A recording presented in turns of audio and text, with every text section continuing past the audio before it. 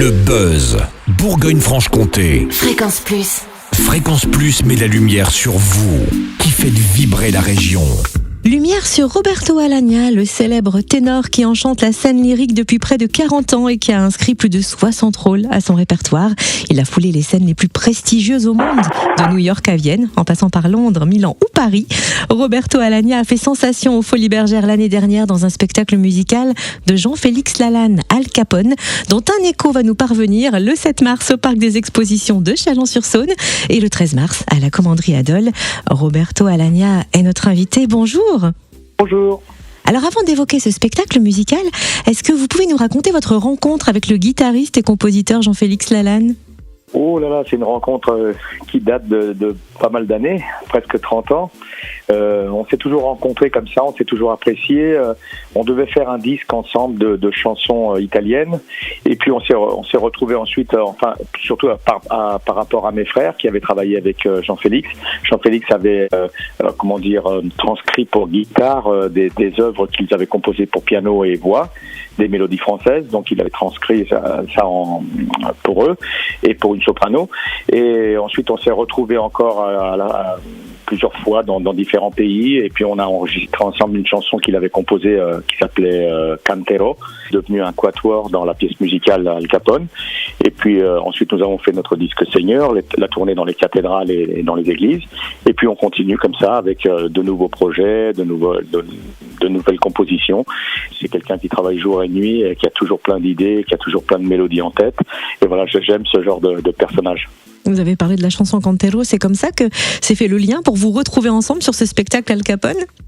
Non, en fait, je crois qu'il a utilisé cette chanson que j'aimais beaucoup.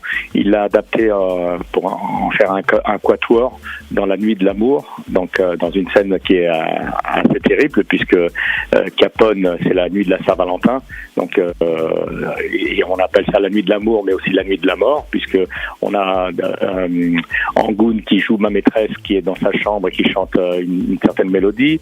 On a le couple Ness et Rita qui sont interprétés par Kaina Blada et Bruno Pelletier, qui chantent leur amour pour la Saint-Valentin. Et on a de l'autre côté Capone qui lui est en train de manigancer une tuerie dans un garage envers ses ennemis. Et voilà, donc cette chanson qui est une chanson très très belle, une chanson plutôt joyeuse, devient une chanson dramatique lors de la pièce musicale avec 4 voix qui se mélangent comme ça. Alors dans ce spectacle musical, vous incarnez Al Capone, célèbre gangster des années 30 à Chicago, surnommé Scarface. Il paraît qu'il aimait l'opéra. C'est ça le lien entre ce rôle et vous ? Oui, écoutez, c'est ce que m'a dit Jean-Félix. Il m'a dit, tiens, quand je lui ai demandé, mais comment ça se fait que tu as pensé à moi pour ce rôle ? Il m'a dit, parce que j'ai lu que Al Capone adorait l'opéra. Et donc ça m'a fait penser à toi, et je me suis dit voilà, Capone c'est Roberto, et donc c'était marrant, ça m'a charmé comme explication, et donc je suis allé chez lui écouter les maquettes. Il y avait rien encore, il y avait pas de voix, il y avait rien, c'était juste la musique, et c'est vrai que j'ai été emballé par les mélodies, par le rythme, par les différents styles qu'il y avait dans cette pièce pendant la soirée. Voilà, ça m'a plu, et voilà, donc je me suis embarqué dans cette aventure, et je le regrette pas parce que c'était vraiment une aventure qui m'a plu et que nous allons continuer. Et voilà, d'ailleurs on a même un nouveau projet, Jean-Félix est en train de travailler dessus, sur une nouvelle pièce musicale sur Caruso et le directeur du Metropolitan de l'époque qui s'appelait Gatti Gazazza, et voilà, une sorte de rivalité, amour, haine, admiration, comme un peu Salieri et Mozart. Et voilà, donc c'est toujours un plaisir de retrouver Jean-Félix parce qu'il a toujours plein d'idées, et comme je vous le disais tout à l'heure, c'est quelqu'un qui travaille tout le temps et qui est toujours en ébullition. Ce sera un plaisir partagé le 7 mars au Parc des Expositions de Chalon-sur-Saône, également le 13 mars à la Commanderie Adol. Une dernière question qui pourrait peut-être faire chavirer le mythe du ténor. Il paraît que votre épouse est cantatrice et votre fille âgée de 10 ans aime chanter aussi. Il paraît qu'à la maison, tous ensemble, vous chantez parfois du Beyoncé ou du Shakira. Vous confirmez ? Oui, enfin tous ensemble. C'est surtout ma fille qui aime beaucoup ces chanteuses-là et surtout en ce moment Taylor Swift. Donc de temps en temps, elle me demande que je lui montre quelques accords de guitare, puisque maintenant elle a envie de jouer aussi de la guitare, puisqu'elle fait du piano. Et donc je lui montre quelques accords de guitare pour qu'elle puisse s'accompagner en chantant des chansons de Taylor Swift. Alors pour lui montrer, je suis obligé de chanter avec elle. Mais c'est un plaisir parce que c'est un peu comme si on se passait le flambeau.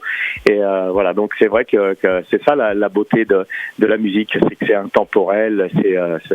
Quand je suis avec elle, tout d'un coup, j'ai son âge, quoi. Je suis ado et je repars aussi comme ça, même si maintenant je suis un senior, et je repars comme ça dans une sorte de frénésie d'adolescent comme ça, et j'aime beaucoup ça. C'est en tout cas en Al Capone qu'on vous retrouve le 7 mars donc à Châlons et le 13 mars à Dole. Merci infiniment pour ces minutes accordées, Roberto Alagna. Merci. Bonne journée. Fréquence Plus, replay. C'était le Buzz Bourgogne-Franche-Comté sur Fréquence Plus.